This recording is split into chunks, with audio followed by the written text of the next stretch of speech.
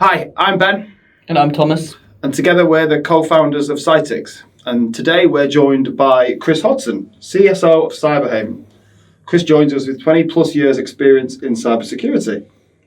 So, Chris, where should we start? Now, that was just sounding incredibly structured. Yeah. No, thank you for the warm introduction. Where should we start? Well, in terms of my background and stuff, or in terms of let's industry go on. challenges? Give us 15 seconds on your background, and then we'll get into something. Yeah, important. cool, man. So I suppose the last 10 years in vendor world, so like the dark side of cybersecurity. So building products, but also like building security organizations. So people focus on, you're a vendor CISO, you're out selling shit every day, but actually building the security functions that support these organizations. So that's been super cool.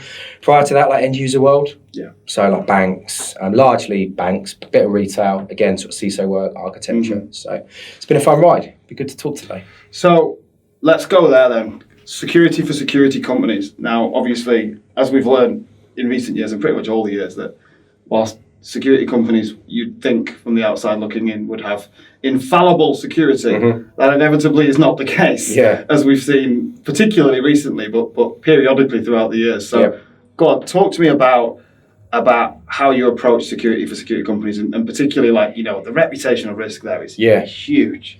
It is. There's almost like dissonance or polarization though, in the sense of you're a startup organization and every dollar or every cent or every penny over here counts, right? So you have this real kind of commercial battle from time to time. Do you fortify your internal security or do you hire another engineer to develop some product stuff, right? So that, I think, I was thinking in my head that's unique. Possibly it isn't, but it feels unique to the tech space, the security in the tech space of actually explaining that, hey, even in the security world, do we deliver something that our customers will improve their security for, or that we do internally? So I think it all comes back, and I'm sure you've heard this from everyone, but it does come back to having a CISO who can articulate the importance and align it to articulate the importance of the why.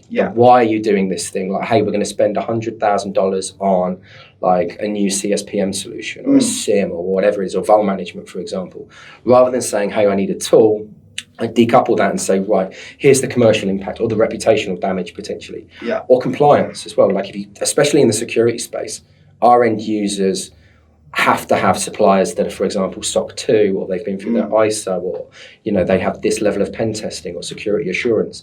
If those controls that you're putting in your organization help you get closer to that, the sales teams invariably will go, right, that will help us close a deal faster, or provide an assurance to a potential prospect. So that's a really long answer, but it's a difficult balance, to be honest. And I don't think it gets any easier as the company gets more mature. I've been in companies at various different stages, and there's always the questions on dollars. Hey, do we really need this thing? Yeah, it's one of them, isn't it? You speak to a lot of people that one of the biggest problems is communicating security to the board and getting the message across. I guess that isn't much of an issue.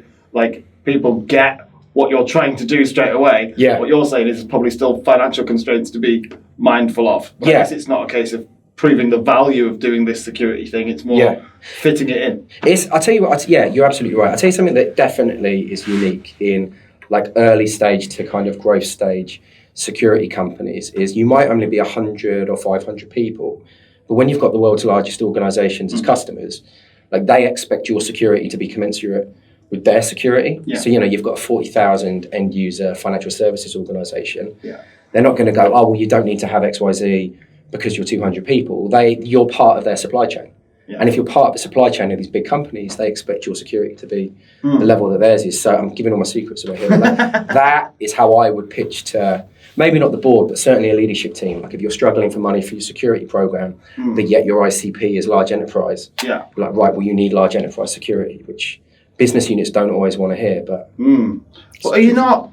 So with most companies, people's a big thing, right? You've got, you're a CISO of a business, and often people, I've heard it so many times now, good CISOs gain buy-in from the whole business, from marketing, from HR, from operations, and they turn everybody into security people, or at least that's what's written down as a gold standard.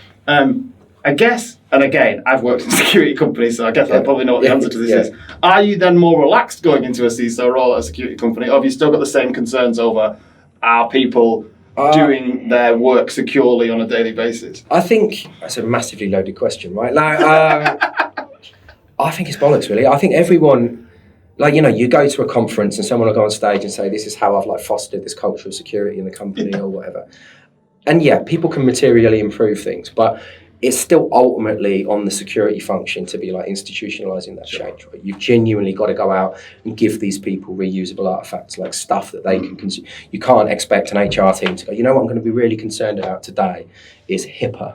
Yeah. Or, you know, that's just not gonna happen. So make their jobs as easy as they can be. Like, try and get security.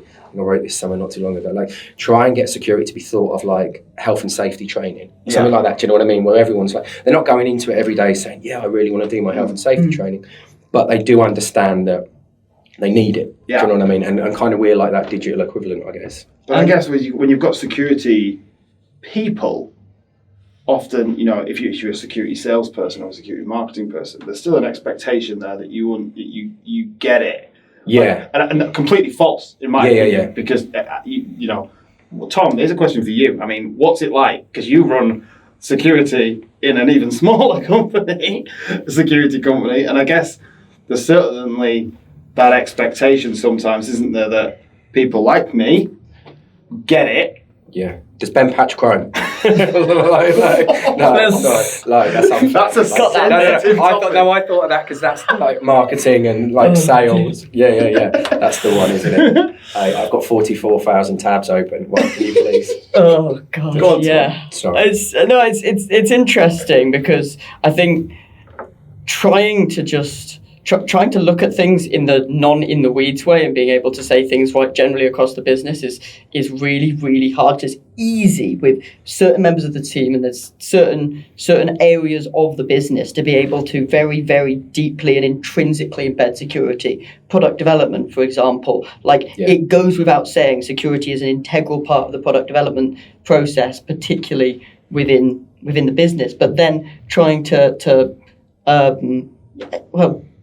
stay from being dragged into focusing all your time and all your energy onto that area where the people are very receptive towards it, because fundamentally they know they're building a security program, and focusing on areas like sales and marketing where it's perhaps there's less appetite to be able to look at it, but it's still just as fundamentally important, I think, is a challenge. And it is something that you know, I've not got a magical way of being able to solve, except to every now and then remind people, come on guys, this is a security company. But like, that's why it's what we do, again, literally all my secrets today, like I try and have like almost bifurcate security, certainly in startup organizations, to say, right, you got IT security. It doesn't always work, but like IT security is the corporate stuff, right? So my joke about patching Chrome, or about, you know, configuration for Macs or whatever it is, and like that's always, in my experience, like the most difficult area to get people to give a shit for your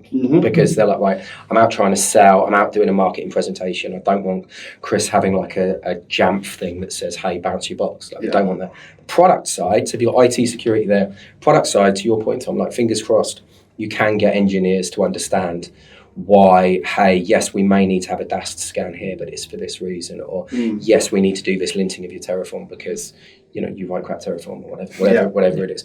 Like, hopefully that side is easier. I say hopefully because, you know, as companies grow, and I've seen this happen in various companies grow, and then you don't just have one engineering team. You've got like outsourced people, you've got suppliers. That's when it, in my experience, gets mega difficult trying to do it that way. And how much do you think you find yourself running into where you feel like you know best in ways that maybe if you weren't a security company, you wouldn't feel like you do? Because I know when that's a good point. When we get like, you know, vendor questionnaires, and we get people asking us, do you have and do X, Y, and Z? And I know full well that that's not something that we need to do in particular contexts, but they just like to see it. And if I maybe wasn't in a security company, then it would be just a natural part of the process to say that this is what we do and all of that. It's almost another podcast on, is third-party risk management a cottage industry? I don't know. The answer is yes. No, the answer isn't yes. It's difficult, isn't it? Like, I honestly try and apply this.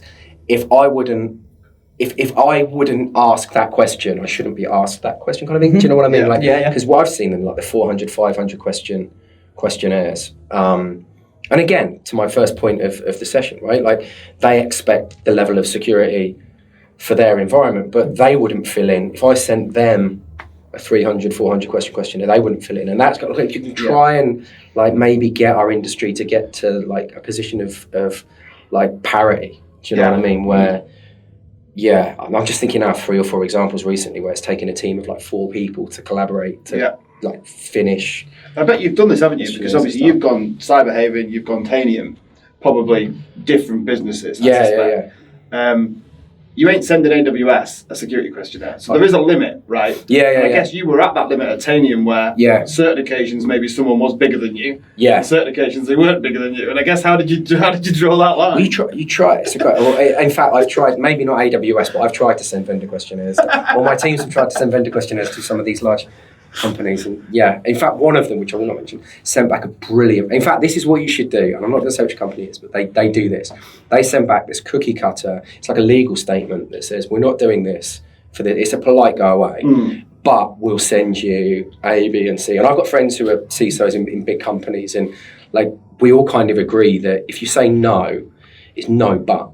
So I think, no, I'm not going to do that silly Excel spreadsheet, but here's all of our policy documentation, here's our SOC 2 certificate, and here's like red team activity, findings, remediations, and how we do like continuous monitoring, for example. If I get that, but then I'm relatively technical, like if I get that, I'm like, well, I'd much prefer that than you answering this 400 question, which is generally like yes, no.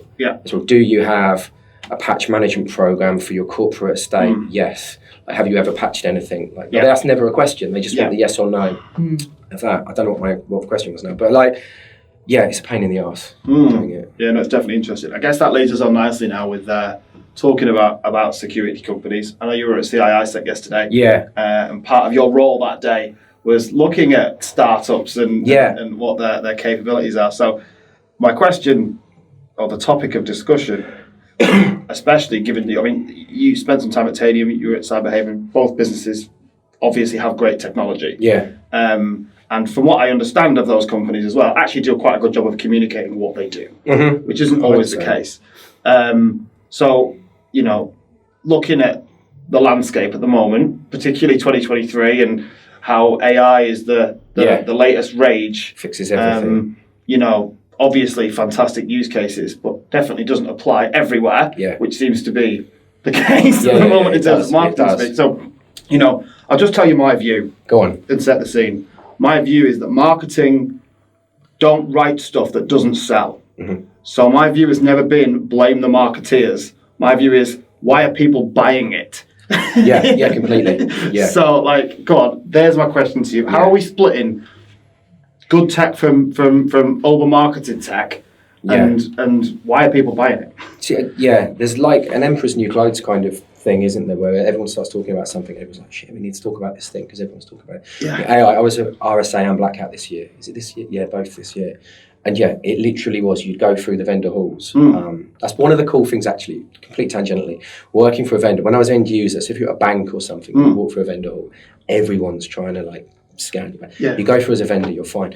So I can do that now, walk through these vendors. And it was just literally everything was AI enabled. And if you peeled the onion back of asking what is the utility? What is the benefit of this? Is it you can do things quicker? Is it you can do things more accurately, better fidelity or whatever? And people don't always have a coherent answer to that. They start with the exam question of how do I embed AI in my product, which is a really stupid way of doing it, because you want to be thinking, what is a pain point that I have today?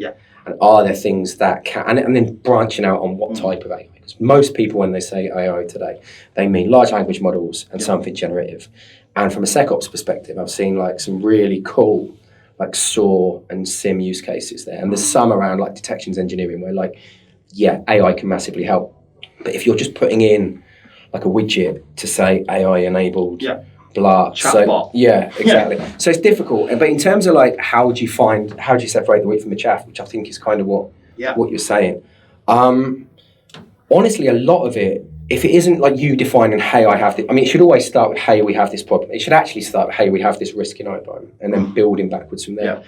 But honestly, in our industry, and given like the world we live in 2023, like peer recommendations, like genuinely, like I'm in probably 3 or 4 kind of Slack and WhatsApp groups where we talk about, which is bizarre, they still let me in them as a vendor, but like I genuinely don't like abuse. With great power comes great responsibility. But like when people talk about vendors, like genuinely their experience is good, bad, how they've solved problems for them, how long did it take, how much did it cost, kind of stuff. So that goes a long way. And depending on time, like I've run security organizations before where we've needed to improve things like super quick, where you just genuinely go to, I know some people are going to listen and go, oh, I wouldn't do this, but like industry analysts, like genuinely, if something has made a quadrant or a wave or whatever it is, it's a pretty good place to start in terms of analysis. I mean, have your requirements. That's another thing that amazes me, like the lack sometimes of requirements from people running security functions. Like they'll buy something because their predecessor bought it or they've used it in another company, but it's a bit of a round pegs, square holes thing. And the other thing, super long answer again, sorry, but like the other major thing is relationships. I genuinely, like if you look at, this is going to be an awful quote, but if you look at something like an EDR solution, I'm thinking, can I say this? Like an EDR solution, like all of the ones that are in that wave or quadrant or whatever, for a lot of companies will do the job. Like quote unquote, like that job is, I have a particular threat actor with particular like techniques, the likelihood of this solution here versus this solution stopping this thing. It depends on the thing. So you have one or you have the other, right? That's great. But it's about the relationship that you have with like their customer success team and their product team and their sales team. And if you don't get the answers you need from them and you can't rely on them, that's bad. And I'm not going to go into specific examples, but I've had some great tech before in companies and been loath to get rid of the tech, but have because you've had shitty relationships with the whatever team. Like either they're not listening to your feature requests or, and as someone who looks after product at the moment, I should be careful saying that, but you know, having a mechanism to feed that sort of stuff back. And definitely a tangent here, but how much do you think is how much of the responsibility do you think that the venture capitalists have to bear for that cross?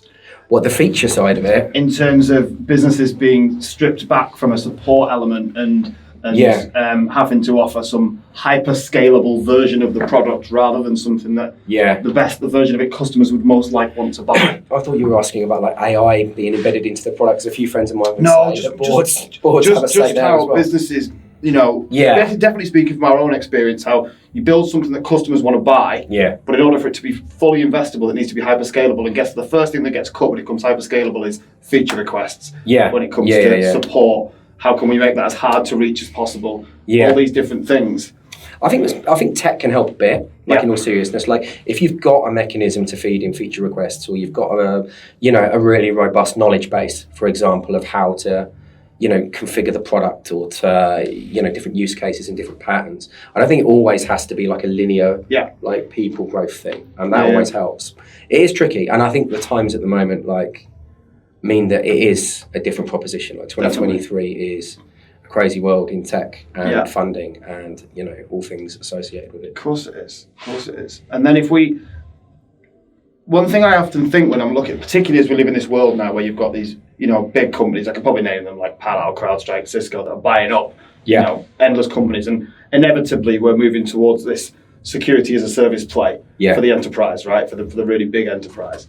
But then it becomes really important then at that point to separate the technology from the companies and go, okay, what technology is out there that we need versus what companies are out there? Because you've got businesses like us and probably yourselves that have a really cool piece of technology and a real focus. And you can associate the brand with the technology. You can't really do that for Cisco anymore. No, you can't really do that for Palo. Do you know what I mean? There's too much there. So I don't know how you sort of navigate that.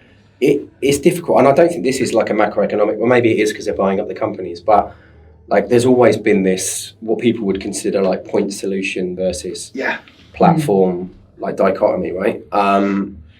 I mean, in theory, platform, the benefit, in fact I've written about it so I won't be disingenuous, like the benefits of platform architecture of having like cohesion and, I don't want to say single pane of glass because you punch me, but like, single pane of glass is like profoundly important, but there will be cases where, these platform players just don't have that specific technology or requirement that you have, and I'm not going to pitch Cyberhaven today, but like in like what we do, like data protection, like DLP is like a swear word, isn't it? Like it's not worked for the last 20 years, and you know, like CISOs hate it, and it slows down boxes and stuff. And like we have a genuinely, I am now going to pitch, but like we have like a genuinely unique way of like providing data protection services that really, we do some DLP, but our USP is in the fact we have lineage and we can reduce the time like an operator needs to respond and higher fidelity and stuff.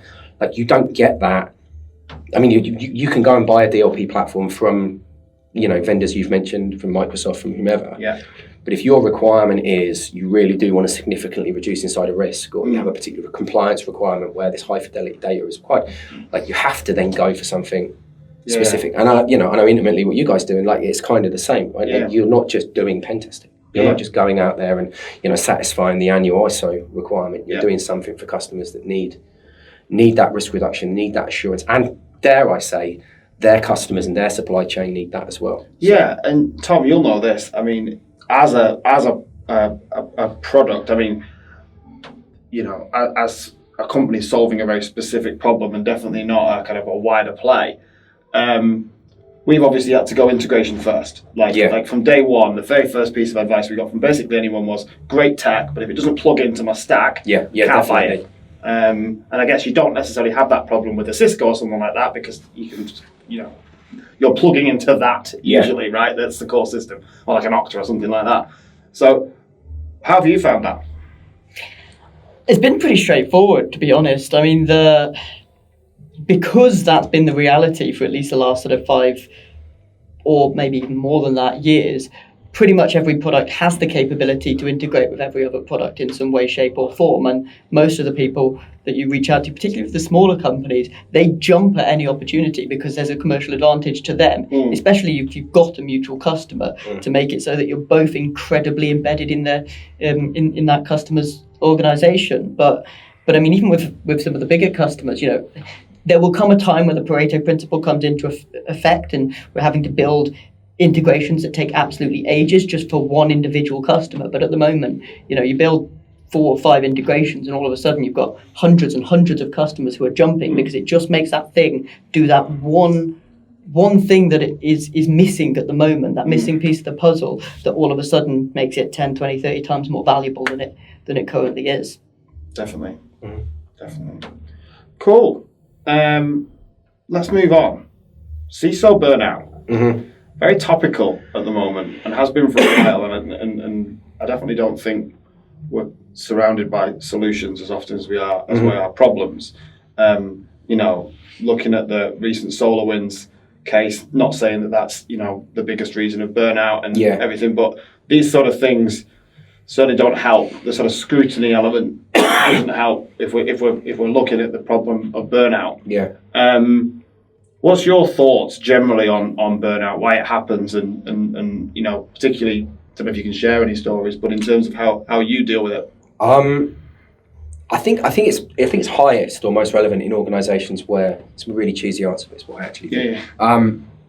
Where you're not connected with the rest of the business.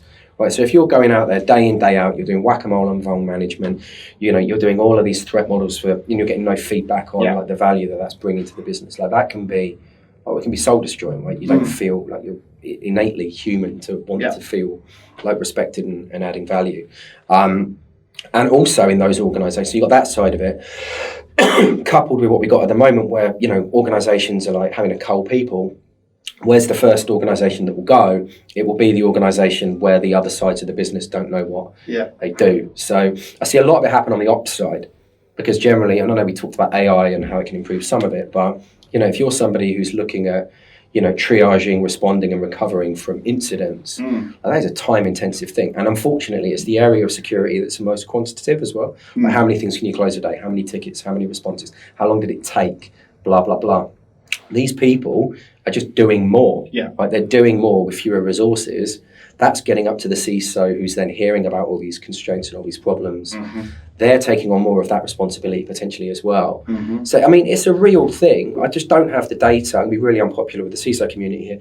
I don't have the data to compare it to like a CFO or like a head of HR. Like, I'm sure if I go into their community, you'll get HR burnout is real. Well, that first point stuff. you just said there really resonates with me because, you know, as a founder, one of the things, and I've been doing this for 13 months, right? So sort of just thrown into it. You don't get any training. You just have to figure it out. Yeah. You know, and those that can and those that can't. When this business has knockbacks or has positives, the general advice and the party line is like, your business is not a reflection of you personally. Yeah. Right, that's fucking impossible. Yeah. I said I wasn't going to use the F-bomb. Yeah, but it's impossible. You said anything below Right. F-bomb, go on. It's impossible. Yeah. Like, you know, you go home, and I don't try not to let it affect me, but my partner and everyone around me must know that, you know, we didn't get some funding or something went wrong. Yeah. And that's what it does. Yeah, of course right? it does. And I guess that's to your point, the first point there. You know, if the company gets breached, or if the probably more pertinently, if the project I wanted to get in, I haven't been able to get in successfully. Yeah. Or I've not been able to convince the board of X or Y, which probably happens a lot more often than the breach. Yeah. You know, taking that stuff personally, because it's your career, you're thinking about the next move, everything else. Yeah. You need to perform. It does stress you out, and certainly when you look at things like even myself or like other people as well. You know, if it is budgetary cuts, if it is, we need to shave 12% off the security budget or whatever, you do take those things incredibly personally. Like, of course, you're like, why don't you understand? I wrote this awesome roadmap and security strategy. You should know why I need insert technology or person in some cases. How much, you mentioned community a lot, and I guess that's probably going to be your answer here. But how much, like, I'm not going to say the word training, but like, how much of that, like, step up to CISO from wherever you came before, and I appreciate people come from GRC, from technical, from wherever, really, practitioner, or whether they just get transferred over from risk.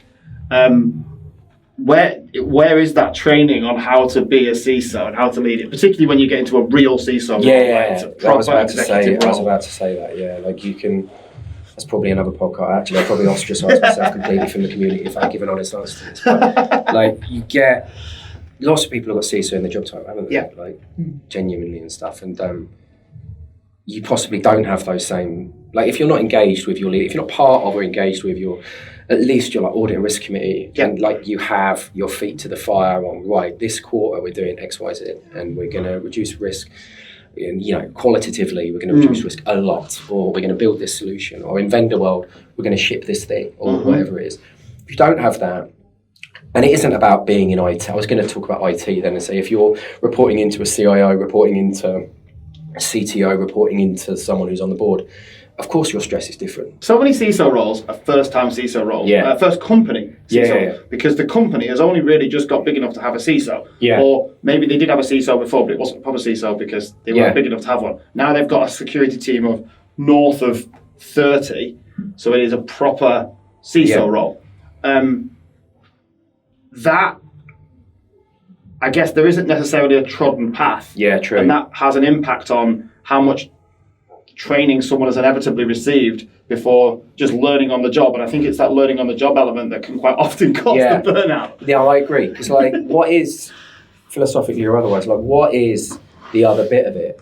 Because the other bit of it is probably nothing to do with security, is it? It's about conveying a message in a coherent fashion. Yeah. It's about people management. It's about managing your own kind of performance and being like introspective on what you're doing well and where you need help. Again, that's the biggest thing, like being vulnerable and being like open that, shit, this is the first time, for example, that I've done this, or I don't know how to engage with this particular persona on the like leadership team or whatever. I think that's the biggest thing. I think you'll have tons of, you know, commercial offerings out there that say, hey, we will teach you how to be a CISO, but you just got to go and do it, right? Yeah, of course you do. I think, I don't know. I have some dissonance in the, do I think a CISO needs to be technical? I mean, I do. Yeah. I do think they do. Because, and to use your CFO example, you don't have a CFO who goes into a board meeting and goes, I don't really understand Excel and finance. Like, you know, it just doesn't, it doesn't have, but it seems in some cases it's fair for a CISO to say, I don't really understand this security stuff. I've got a team that does it. Yeah. Now, I know that'd be a terribly unpopular thing probably in my community to say, but like, you know, especially because cyber in a lot of companies is so new, you will have left field questions. I mean, from an audit committee, I'll give you various examples in my career. they'll just ask you left field stuff because it's front page for them now, figuratively. Like it's in their apps. Like, oh, Chris, talk to me about this ransomware attack. Yeah.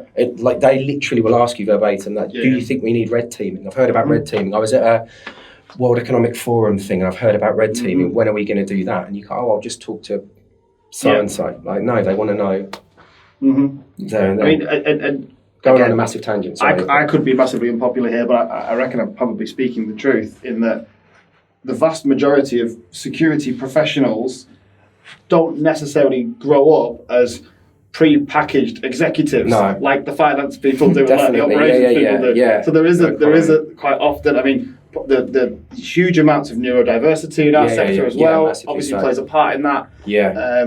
You know, you're not exactly the best people for the role that have got the buy-in from the team, and they can do all the stuff beneath them really well. And I guess here's a question to you, Tom, as well. I mean, we definitely don't speak about this stuff enough. But when I'm burnt out, it's not because I'm working too hard.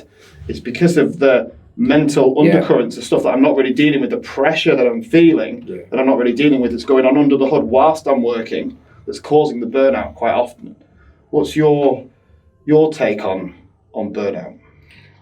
I think what Chris was saying before really resonates with me. The learning on the job is a massive, massive part of the burnout process, because all of a sudden, particularly if you're going from a technical to a leadership position, you have to learn not just the sort of technical responsibilities of the job, but about the EQ side of the process as well, which I think technical people are notoriously bad at, right? You have to learn about interacting with people in a way that works with those people. And that's an incredibly stressful position that a lot of people end up being thrust into. And it can create quite a lot of sort of additional anxiety and panic and challenges that I think people weren't expected, because nobody really imagines that EQ is just as important as IQ when it comes to leadership positions. And then all of a sudden you discover actually it's, in a lot of cases, much more important. I didn't get what I wanted from the board in most other verticals, like finance, everything else. I could keep using finance, but like, you know, that'd just be normal standard practice. We didn't get it, it didn't go through, whatever. Whereas security people, it's like, oh, the board don't care about security. It's like you are just another part of the risk.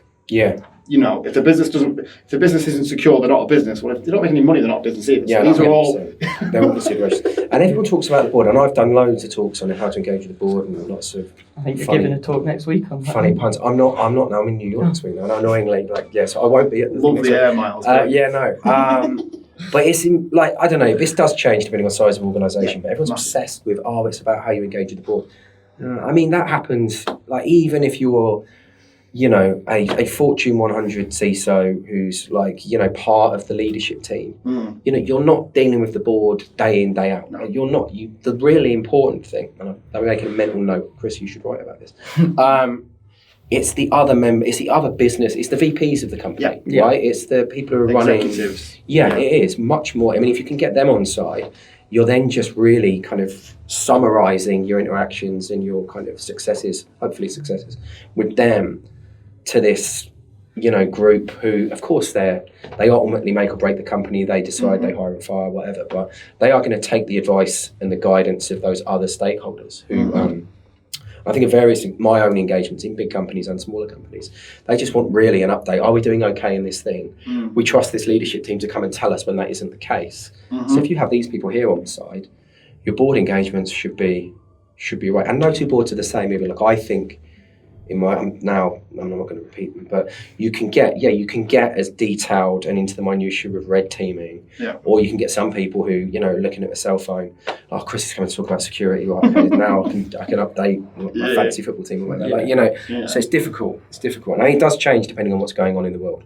Yeah, and if they were all the same, then it wouldn't be as hard as it inevitably is. Always fun. Thank you, Chris, for coming in today. This has been, of course. This has been very insightful. I know we've covered off a lot. Yeah. Thank you, mate. Awesome. Appreciate it. We should do this more often. It's good fun. Yeah, absolutely. Thanks, pal. Thanks, chaps.